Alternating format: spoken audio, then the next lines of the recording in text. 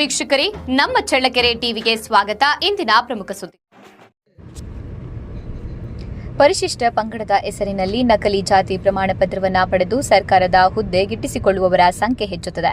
ಆದ್ದರಿಂದ ಮೀಸಲಾತಿ ಕ್ಷೇತ್ರದಲ್ಲಿ ಗೆದ್ದಿರುವ ಶಾಸಕರು ನಕಲಿ ಜಾತಿ ಪ್ರಮಾಣ ಪತ್ರ ತಡೆಗಟ್ಟಲು ಸರ್ಕಾರದ ಧ್ವನಿ ಎತ್ತಬೇಕು ಎಂದು ನಾಯಕ ಸಮುದಾಯದ ಮುಖಂಡ ಈಶ್ವರ ನಾಯಕ ಆಕ್ರೋಶ ವ್ಯಕ್ತಪಡಿಸಿದ್ದಾರೆ. ಅವರು ನಗರದ ಶಾಸಕರ ಭವನದ ಮುಂದೆ ಪರಿಶಿಷ್ಟ ಪಂಗಡದ ಸಾಂವಿಧಾನಿಕ ಹಕ್ಕುಗಳ ರಕ್ಷಣೆಗಾಗಿ ಹೋರಾಟ, ಪರಿಶಿಷ್ಟ ಪಂಗಡದ ಮೀಸಲು ಕ್ಷೇತ್ರದಲ್ಲಿ ಗೆದ್ದಿರುವ ಶಾಸಕರ ಮನೆ ಮುಂದೆ ಪ್ರತಿಭಟನೆ, ಧರಣಿ, ರಾಜ್ಯದಾದ್ಯಂತ ಸುಮಾರು 15 ಶಾಸಕರುಗಳ ಮನೆ ಮುಂದೆ ನಡೆಸುವಂತಹ ಧರಣಿಯಲ್ಲಿ ಮಾತನಾಡಿದರು. ಇನ್ನು ರಾಜ್ಯದಲ್ಲಿ 50,000ಕ್ಕೂ ಹೆಚ್ಚು ಪರಿಶಿಷ್ಟ ಪಂಗಡದ ನಕಲು ಜಾತಿ ಪ್ರಮಾಣ ಪತ್ರವನ್ನು ಪಡೆದು ಸರ್ಕಾರಿ ಹುದ್ದೆಗಳನ್ನು ಹೇರಿದ್ದಾರೆ. ಇನ್ನು ಚಿತ್ರದುರ್ಗ ಜಿಲ್ಲೆಯಲ್ಲಿ 3,000ಕ್ಕೂ ಅಧಿಕ ನಕಲಿ ಜಾತಿ ಪ್ರಮಾಣ ಪತ್ರ ಪಡೆದು ಸರ್ಕಾರದ ಹುದ್ದೆಗಳನ್ನು ಗಿಟ್ಟಿಸಿಕೊಂಡಿದ್ದಾರೆ. ಆದ್ದರಿಂದ ನಕಲಿ ಜಾತಿ ಪ್ರಮಾಣ ಪತ್ರಗಳನ್ನು ಪತ್ತೆ ಹಚ್ಚಲು ಮೀಸಲಾತಿಯೊಳಗೆ ಗೆದ್ದು ಬಂದಿರುವಂತಹ ಶಾಸಕರು ಸಂಪೂರ್ಣವಾಗಿ ವಿಫಲರಾಗಿದ್ದಾರೆ. ಆದ್ದರಿಂದ ಸಂವಿಧಾನಿಕ ಹುದ್ದೆಯಲ್ಲಿರುವಂತಹ ಶಾಸಕರುಗಳು ಅಧಿವೇಶನದಲ್ಲಿ ನಕಲಿ ಜಾತಿ ಪ್ರಮಾಣ ಪತ್ರವನ್ನು ತಡೆಗಟ್ಟುವಲ್ಲಿ ಕಾಯ್ದೆಯನ್ನ ಮಂಡಿಸಬೇಕು. ಪರಿಶಿಷ್ಟ ಪಂಗಡದ ಜನಾಂಗಕ್ಕೆ ಮೀಸಲಾಗಿರುವಂತಹ ಮೀಸಲಾತಿಯನ್ನ ಅನ್ಯರಿಗೆ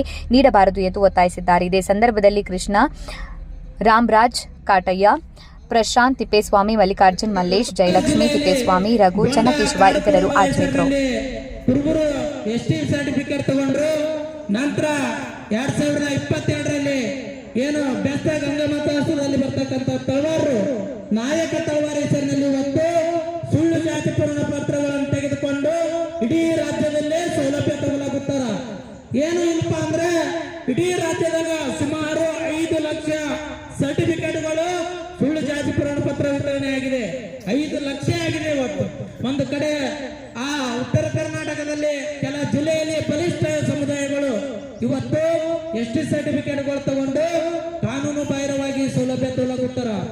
ಲಾಸ್ಟ್ ಟೈಮ್ ಬೀದರ್ ಜಿಲ್ಲೆಯಲ್ಲಿ 6 ಜಿಲ್ಲಾ ಪಂಚಾಯತ್ ಎಸ್ಟಿ ಮೀಸಲು ಕ್ಷೇತ್ರದಲ್ಲಿ ಅಲ್ಲಿ ಎಸ್ಟಿ ಅಲ್ಲದವರು ಆ ಸದಸ್ಯರಾದ್ರು, 47 ತಾಲೂಕ್ ಪಂಚಾಯತಿ ಮೆಂಬರ್ ಆದ್ರು, 68 ಗ್ರಾಮ ಪಂಚಾಯತಿ ಮೆಂಬರ್ ಕೂಡ ಎಸ್ಟಿ ಅಲ್ಲದವರು ಇವತ್ತು ಮೆಂಬರ್ ಆದ್ರು. ಮೊನ್ನೆ ನೀವು ಕಳೆದ 2018 ಚುನಾವಣೆಯಲ್ಲಿ ಮಾನವಿ ಕ್ಷೇತ್ರದಲ್ಲಿ ಎಸ್ಟಿ ಸರ್ಟಿಫಿಕೇಟ್ ಸುಳ್ಳು ಸರ್ಟಿಫಿಕೇಟ್ ತಗೊಂಡು MLA ಸ್ಪರ್ಧೆ ಮಾಡಿದ್ರು. 2ನೇ ಸ್ಥಾನದಲ್ಲಿ ಬಂದ್ರು. ನಮ್ಮವರು ಏನು ನಮ್ಮ ಒರಿಜಿನಲ್ ಎಸ್ಟಿ ಇದ್ದವರು ಡೆಪಾಸಿಟ್ ಜಪ್ತಿ ಐತಿ ನಮ್ಮವ್ರದ್ದು. ಅವರು ಎಸ್ಟಿ ಫೇಕ್ ಸರ್ಟಿಫಿಕೇಟ್ ತಗೊಂಡರು 2ನೇ ಸ್ಥಾನ. ಅದು ಪಕ್ಷಾಂತರ ಯಾವ್ದಾದ್ರು ಪಕ್ಷದೊಂದು ಏನಾದ್ರು ಅವ್ರಿಗೆ ಸೀಟ್ ಸಿಕ್ಕಿತ್ತಂದ್ರು ಎಸ್ಟಿ ಫೇಕ್ ಸರ್ಟಿಫಿಕೇಟ್ ತಗೊಂಡವರು ಅಲ್ಲಿ ಭಿನ್ನ ಆಗ್ತಿದ್ರು. ಇವತ್ತು ವಿಚಾರ ಮಾಡ್ಬೇಕು ಶಾಸಕರುಗಳು, ನಿಮ್ಮ ಬೋರ್ಡ್ಗೂ ಕೂಡ ಈ ಸುಳ್ಳು ಜಾತಿ ಪ್ರಮಾಣ ಪತ್ರ ಬರ್ತದ. ನಿಂಬಲ್ಲಿ ಚಳ್ಳಕೆರೆಯಲ್ಲಿ ಬಂದನು ಎಷ್ಟು ಸರ್ಟಿಫಿಕೇಟ್ ತಗೊಂಡು MLA ನಿಂದಿರ್ತಾರ. ಇವಾಗ ಚಿತ್ರದುರ್ಗ ಜಿಲ್ಲೆಯಲ್ಲಿ 3,000 ಎಸ್ಟಿ ಫೇಕ್ ಸರ್ಟಿಫಿಕೇಟ್ ಇಟ್ಟು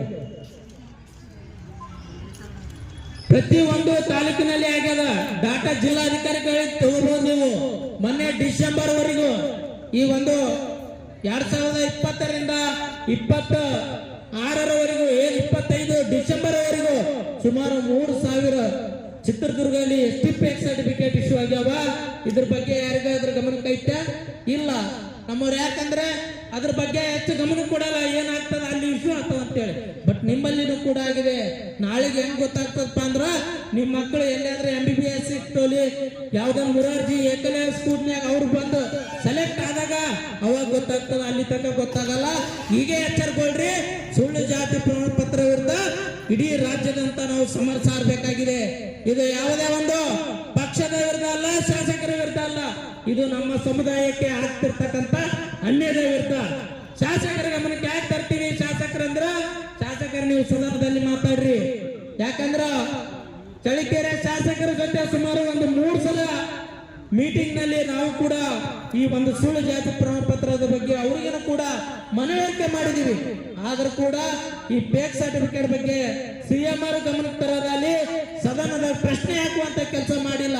ಅದಕ್ಕೆಲ್ಲ ಇವತ್ತು ನಿಮ್ಮ ಮನೆ ಬಾಗಿಲು ಬಂದಿವಿ, ನಿಮ್ಮ ಕ್ಷೇತ್ರಕ್ಕೆ ಬಂದಿದೀವಿ, ನಮ್ಮ ಸಮುದಾಯದವರಿಗೆ ಕರ್ಕೊಂಡು ಬಂದಿದೀವಿ. ನಮಗೆ ಆಗ್ತಕ್ಕಂತ ಅನ್ಯಾಯದ ಬಗ್ಗೆ ನೀವು ಸದನದಲ್ಲಿ ಧ್ವನಿ ಎತ್ತಿ ನಮಗೆ ನ್ಯಾಯ ಕೊಡಿಸುವಂತ ಕೆಲಸ ನೀವು ಮಾಡ್ಬೇಕಂತೇಳಿ ಮನವಿ ಕೊಡಕ್ ಬಂದೀವಿ. ಗಣಪತಿ ಪೈ ಅಂತ ಒಬ್ರು DYSP ಅವರೊಬ್ಬ ಸೂಸೈಡ್ ಮಾಡ್ಕೊಂಡ್ರು. DC ರವಿ ಅವರೊಬ್ರು ಹತ್ಯೆ ಆಯ್ತು, ಅದನ್ನು ಮುಚ್ಚಾಕಿದ್ರು. ಮಲ್ಲಿಕಾರ್ಜುನ್ ಬಂಡೆ ಅಂತ ಉತ್ತರ ಕರ್ನಾಟಕದಲ್ಲಿ ಒಬ್ರದ್ದು ಹತ್ಯೆ ಆಯ್ತು. ಇನ್ಸ್ಪೆಕ್ಟರ್ ಜಗದೀಶ್ ಅಂತ ಹತ್ಯೆ ಆಯ್ತು. ಈ ಒಂದು ಗೂಂಡಾ ಸರ್ಕಾರದಲ್ಲಿ ಅಧಿಕಾರಿಗಳಿಗೇನೆ ರಕ್ಷಣೆ ಇಲ್ಲ, ನಮಗೆಲ್ಲಿ ಕೊಡ್ತಾರೆ ಬಂಧುಗಳೇ? ಹಾಗಾಗಿ ನೀವೆಲ್ಲ ಮಾಡ್ತಾ ಇರೋದು ತುಂಬಾ ಸಂತೋಷದ ವಿಚಾರ. ಈ ಒಂದು ಹೋರಾಟಗಳು ಹೀಗೆ ಮುಂದುವರಿಲಿ. ನಾವು ಈ ಸರ್ಕಾರಕ್ಕೆ ಎಚ್ಚರಿಕೆ ಕೊಡೋದೇನಪ್ಪ ಅಂದ್ರೆ, ನಾವು ಹಿಂದಿನಿಂದನೂ ನಮ್ಮ ರಕ್ಷಣೆ ನಾವೇ ಮಾಡ್ಕೊಂಡ್ ಬಂದಿರೋದು. ನಮ್ಗೆ ಯಾವ ಸರ್ಕಾರಗಳೇನು ರಕ್ಷಣೆ ಕೊಡೋದೇನು ಬೇಕಿಲ್ಲ. ನಾವು ಬೇರೆ ರಕ್ಷಣೆ ಕೊಟ್ಟಿದ್ದೆ ಹೊರತು ನಮ್ಗೆ ಯಾರು ರಕ್ಷಣೆ ಕೊಡೋದು ಬೇಕಿಲ್ಲ. ಯಾಕಂದ್ರೆ ನಾವು ಹುಟ್ಟು ಹೋರಾಟಗಾರರಿದ್ದೀವಿ. ಹುಟ್ಟು ಶಸ್ತ್ರಾಸ್ತ್ರ ಅಭ್ಯಾಸ ನಮ್ಗೆ ರಕ್ತಗದ್ದಲ್ಲೇ ಬಂದಿದೆ. ನಮ್ಮ ಸಮಾಜದ ರಕ್ಷಣೆ ನಮ್ಗೆಲ್ಲ ಗೊತ್ತಿದೆ. ತಾವು ಸಂವಿಧಾನಿಕವಾಗಿ ಕಾನೂನಾತ್ಮಕವಾಗಿ ಏನ್ ನಮ್ಮ ಸಮುದಾಯಕ್ಕೆ ಕೊಡಬೇಕೋ ಅದನ್ನ